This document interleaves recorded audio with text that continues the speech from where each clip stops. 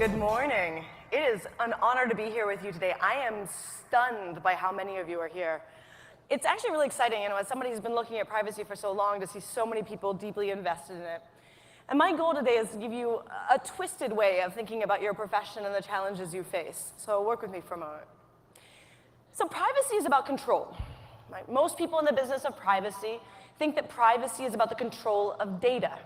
Who should access data and under what circumstances? And tech companies build privacy policies to circumscribe access. Engineers build access control structures. People try to communicate what privacy might mean to users. And regulators try to drill into what the implications might be when companies violate this. Yet time and time again, people come back and say, what is wrong with people? Don't they understand privacy? And people will talk about how much they care about privacy, but everybody else complains they don't seem to be doing it right. And it's a really funny thing, because we call it the privacy paradox, right? People's attitudes compared to their actions. And I always found this sort of fascinating, because my life is spending time with people trying to understand what it is that they do. And so for 10 years, I spent time in the trenches talking to teenagers around this country as social media was becoming more and more popular, trying to understand what they were doing and how it fit into their lives. And one of the things I learned really quickly is that they do care about privacy, but they're speaking a very different language than you are. And that disconnect has caused tremendous problems. Now, teenagers talk about their desire for privacy, but what do they mean by it?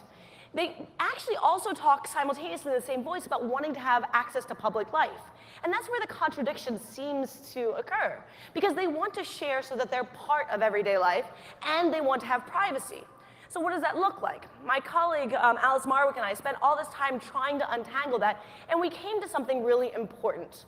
Young people aren't focused on the control of information. They're not focused on the control of access. They're focused on the control of a social situation. Now, that phrase might seem a little weird, right? Because what it comes down to is that they want to know that their interpersonal dynamics will be managed appropriately by the systems as they work through them.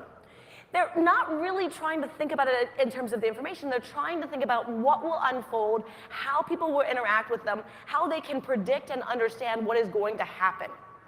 And that actually has phenomenal implications for a lot of what's going on today. In particular, current crises regarding things like media manipulation. But let me first unpack what it means to control a social situation, because that's actually a really weird thing to think about. So I want you to dial back to middle school, right? I know it was your favorite time ever, right? So think about that time. Think about your friend Carol. And you told Carol something, and you told her not to tell anyone, right? It was a secret. You really wanted to share with her, but you really wanted her not to spread that information. And of course, what did she do? She turned around and she started gossiping, and she spread it to all sorts of other people. And you were embarrassed, and you were horrified, you were mad at Carol. The floor fell out from you because it's terrible to be in middle school and be shamed. It was awful. And you felt like privacy was invaded, trust was violated. But you also learned a really interesting lesson. You learned that if you wanted something to spread far and wide, you should tell Carol not to tell anyone, right? And that's a really interesting lesson, because what you've done is taken a moment of complete horror and turned it around to a moment where you have power, where you can control the situation by understanding the chessboard. There is nothing more empowering than being able to have that control of a social situation, to understand how information will flow, to understand who will say what systems will work. The difficulty is that in a land of technology, having that flow, that understanding, is extremely difficult. And for many people, social media has upended the way in which they can manage control of a social situation. So everyone seems to complain, like you'll hear these complaints, oh my gosh, Facebook violated my privacy. And you're like, what happened? And they're like, they brought this thing I posted 6 years ago back to the present. And Facebook's like, you gave us permission. And people are like, I don't care. That was really creepy. And that's the really important word in all of this, creepy. What you will hear over and over again when people feel like their privacy has been invaded in some way is creepy. And that will have nothing to do with an access violation. That will have to do with how something doesn't feel right. Your parents did something that they shouldn't have done. The social norms were violated. Something went wrong because somebody lost control of a social situation. So I wrote a book, it's complicated, and in it I detail in gory detail, along with other work from my colleague Alice Marwick, what it took and the strategies that young people took during the rise of social media in order to achieve privacy. And it's a really fascinating set of conversations, and if you really want to dive in, I'm speaking again on that topic at 11 o'clock, and there's a book where I can sign it for you, and we can talk about it. But I actually want to connect the dots for you of what that work is that I've been doing for so long with a lot of the work that I'm doing now. Because there was a really interesting shift that happened. Because the fact that we didn't take teenagers' privacy seriously has really hurt us now. And I want to explain what that looks like, because it started at the margins, and it is coming to hurt us in significant ways. Right? Because what happens when you don't give people control over their social situation? They find a way to get control. So I watched a group of teenagers, sort of on the margins, starting around 2004, who were really frustrated by the fact that they didn't have control over social situations. They couldn't stand social media, it made them feel really destabilized, and they wanted control. And like those of you who realized that the key was to share information with Carol so it would spread, these teenagers realized that the information landscape created by social media gave them a new opportunity to control a social situation in a much more mischievous way. Right? And they started by creating memes. It involved lolcats. It was fun. But then they started hacking the attention economy.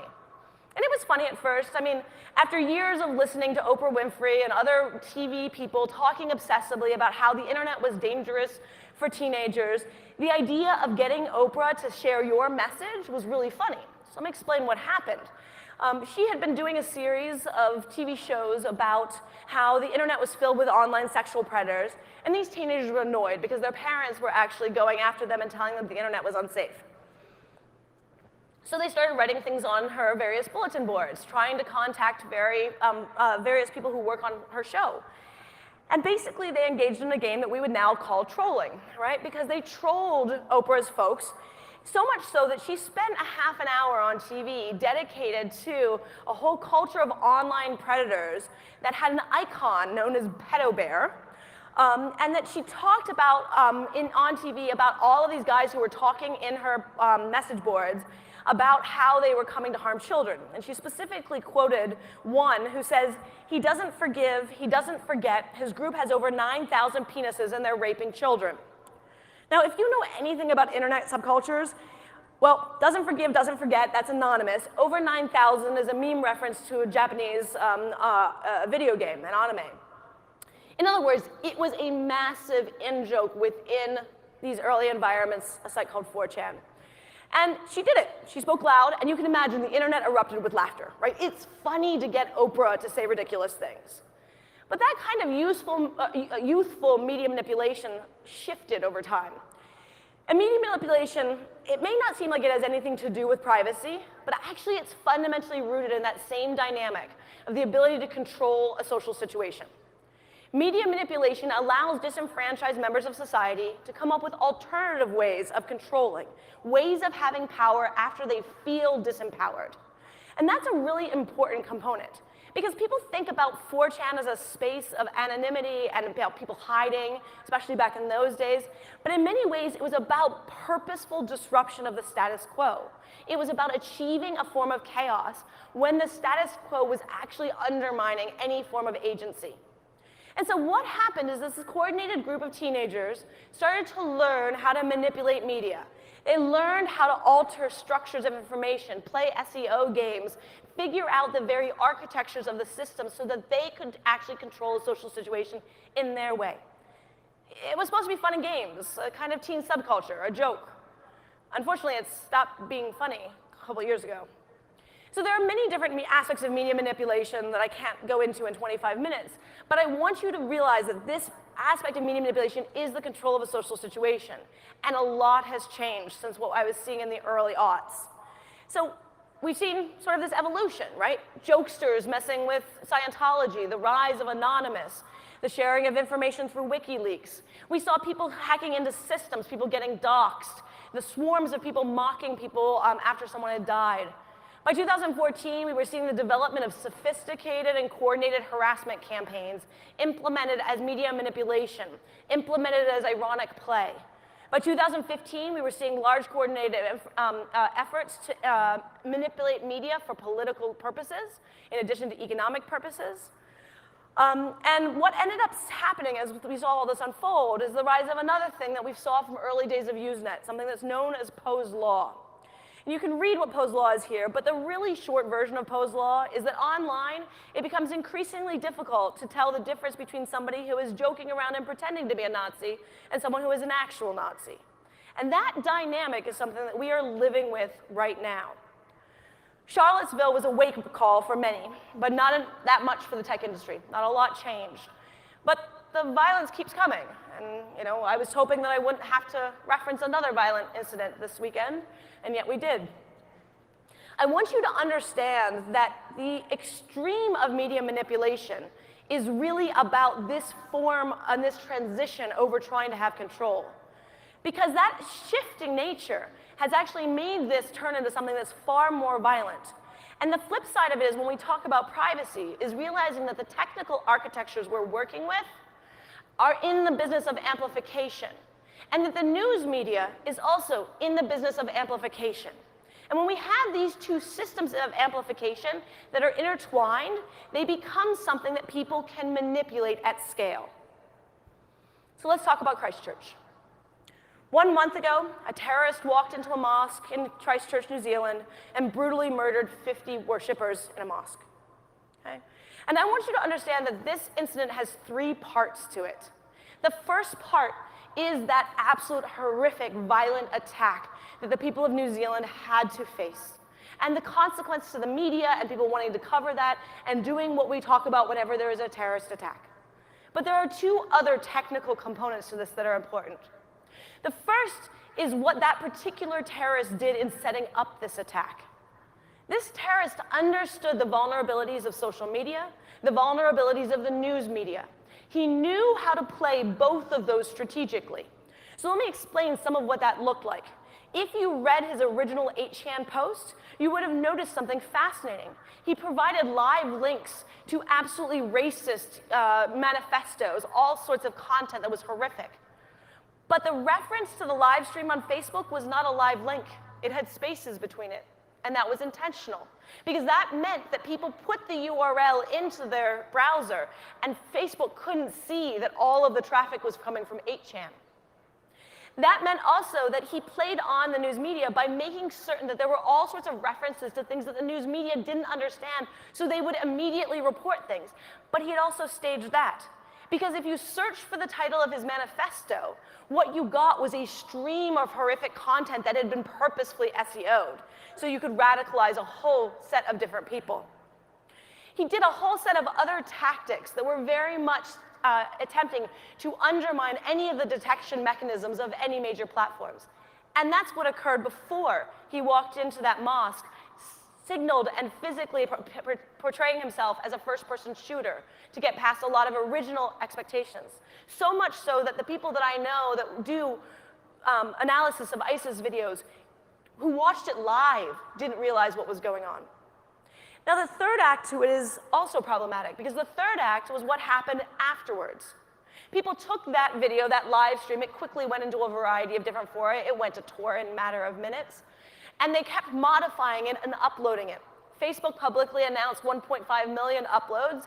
And that was in the first 24 hours. Many services saw many more uploads. And each of those uploads was a modification meant to figure out how to get past all of the content detections. What is this? This is about manipulating vulnerabilities in the information landscape. And you may recognize that that language is a language of security, right? Exploits, vulnerabilities, hacking. In privacy circles, we've long talked about the relationship between privacy and security, talking about what it means to think about the ability to access private information, about controlling and building the secure structures to control data. But I want you to rethink what it means about the relationship between security and privacy when we talk about an information landscape, when we talk about the ability to control a social situation. In order to secure an information landscape where people are trying to manipulate the social context, we need to recognize that data becomes infrastructure. And the idea that you end up having here is not simply that you want to exploit it by actually accessing the data, but by corrupting the data, right? Actually making it difficult for any system to operate because you can do a lot of things that we've often thought of as separate. Search engine optimization, algorithmic gameplay, all of the different ways of contorting recommendation engines in search. But what happens is that because the data that people put in through the front door and the kinds of models that get built off of the variety of different sources of data become so powerful, the way in which you control a situation is that you exploit the underlying infrastructure. You exploit the data that builds the models. And that's what we see people doing on a regular basis. You know, as we think about our current obsession with data, we're not just thinking about how we can actually follow compliance rules. And I'm so grateful for those of you who've worked so hard in this room, both to make certain that GDPR is a reality and to make certain that it could be implemented in a variety of different ways, because we want to give people control over their information. But it's not enough. Because you can give them control over their personal information, but if you don't actually secure and protect the data that actually builds the models, the data that builds our information landscape, you end up with a new kind of vulnerability amongst those who want to control a social situation. You know, I don't know, how many of you have ever read Snow Crash? So those are the geeks in the room, say hi to them. Snow Crash is a really interesting book. For those of you who have not read it, I strongly recommend it. Because it was basically the Bible of tech culture in the late 90s. And when I was in the industry as an engineer, I was intrigued by how many people, you couldn't go into a meeting without somebody referencing what they wanted to build from the world in Snow Crash. And they were so excited. They were like, this is what we're going to build. The metaverse is the solution to everything. The metaverse is basically like, what would you imagine when you fully came into the internet, right? All of the immersive environment conversations. The problem with it is that Neil Stephenson's book is a dystopian novel. It's not a utopia. He argued what it would mean to build these complex information landscapes, many of the things that our engineers have designed for. But the whole book, the title, is rooted in the idea that there is a virus that will spread, that will fragment society by making it impossible for them to communicate, the collapse of the Tower of Babel. Right? And the whole point of this is that if you connect everybody, there will be new exploits, and those exploits will actually go into the vulnerability of the human social fabric. And I want you to read this book when you go home. It's fun. There's even a good audiobook. So that you can actually understand where we designed for and what the implications are for now. But I want to talk about what that is right now, because it's not just an exploit of a terrorist. It's an exploit that's actually happening on a more everyday basis. So epistemology is a concept that says, how do we know what we know, right? How do we build a set of knowledge? How do we construct it socially? How do we have competing and different epistemologies? And in those frames, the idea is that ignorance is what we don't yet know, right? But there's another way to actually think about ignorance. Ignorance can be strategically manufactured. And in fact, in 1995, Procter & Bowl coined a term called agnotology. And agnotology is the idea that you can strategically enable ignorance. You can make ignorance happen by making it difficult to tell what is reality, by seeding doubt, by just asking questions about whether or not there is really a climate problem, whether or not there's any link between tobacco and cancer, whether or not, as CNN put out, a racist epitaph saying something like, "Are Jews really people?" Those frames are ways in which you can seed ignorance. You can seed ideas of horror. And they've been used politically for quite some time. Russia Today has been engaged in a coordinated campaign for many years, trying to say, asking questions. And the whole program's called Question More. So for those who can't read this, it says, just how reliable is the evidence that suggests human activity impacts on climate change? The answer isn't always clear-cut. It's only possible to make a balanced judgment if you are better informed. By challenging the accepted view, we reveal the side of the news that you wouldn't normally see, because we believe the more you question, the more you know. That's a way of seeding agnotology, seeding ignorance, creating fractures within society. And people who are engaged in doing so feel power. They feel as though they can control information by actually, in many ways, corrupting the information landscape. Many of the reasons that people get into privacy is because they recognize that privacy is connected to user trust. We realize when we build systems that we want our users to trust what we're building, to have confidence in us. And we are in a situation in this industry where the companies that have been struggling around this are struggling with the ability to communicate and engage people on trust, because they don't know how to actually help people understand that they can have control over a social situation. I'm really proud to be at Microsoft because Microsoft has actually put privacy and trust at the center of things. And I'm not saying the company has always done it right, but really making that commitment and making that part of your values is really essential to me.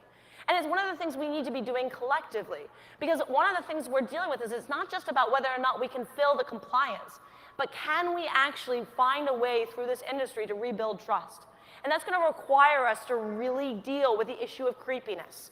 And right now, I would argue we're not doing it, because we're not actually starting from a place of values. We're not starting from a saying, like, we are going to put the user center.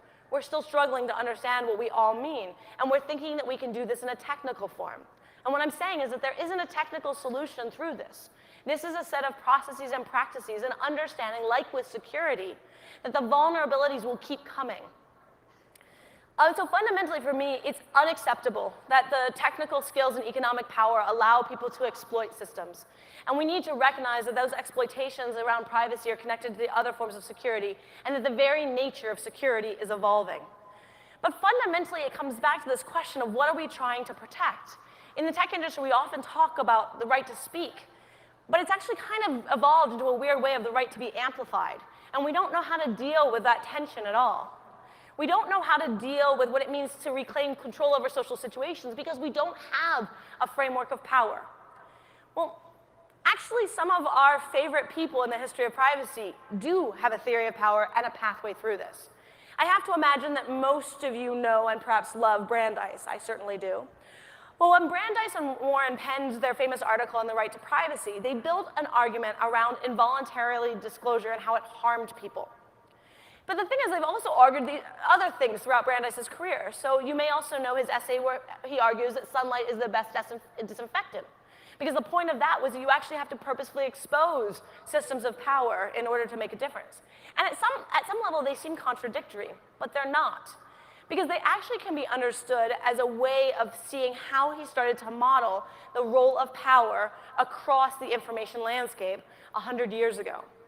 And the case that I actually find the most interesting is one that is not usually discussed in privacy conversations. It's the 1932 case known as Packer versus Utah. And in his opinion in this, he laid out a true theory of power that allows us to unlock some of the challenges and connects the dots between privacy and these kinds of manipulations. So the case was that Utah outlawed smoking ads, tobacco ads, on billboards. And Packer Corporation sued under the First Amendment, saying that they should have the right to post on this. Why could they not put anything up? And Brandeis, wrote the opinion as a member of the SCOTUS, and he said that actually a billboard is different than a magazine. A billboard is part of a public sphere, and a magazine you can choose to buy or not buy. And then if you put it in the public sphere, you will force people to have to divert their eyes. And to do so would be creating captive audiences. And captive audiences for him was a way of actually looking at the power differential. And if you start to build this through, you see that there's a way through, legally, socially, and culturally, through understanding the power dynamics. In other words, the commitment to speech, the commitment to First Amendment, is about giving people the right to speak, but not necessarily the right to be amplified. Certainly not when that amplification can harm people. So as we think about privacy going forward, we want to actually converge privacy through that theory of power. By focusing simply on the technical access issues, we lose visibility. By focusing on the individual, we lose the structure. Privacy needs to actually understand that privacy is going to be networked going forward. It is part of a broader social fabric, and we need a framework that allows us to see that the manipulation of systems is a way of exploiting privacy at the interstitials between people. Privacy can't simply be about the individual because it won't give us the tools to actually deal with the power dynamics. And when speakers and amplifiers have the unchecked power to turn a blind eye to the cost of harm, what's at stake for all of us is privacy, dignity, democracy, and social cohesion. So I'm deeply grateful for all of you doing privacy work. And I'm excited that you're going to get to spend some time together really thinking through this. And my hope in offering this up to you today, aside from going into a dark place, is to actually give you a way of thinking about and complicating your own views of what's going forward. And I look forward to talking with you more across the day. And thank you for your time.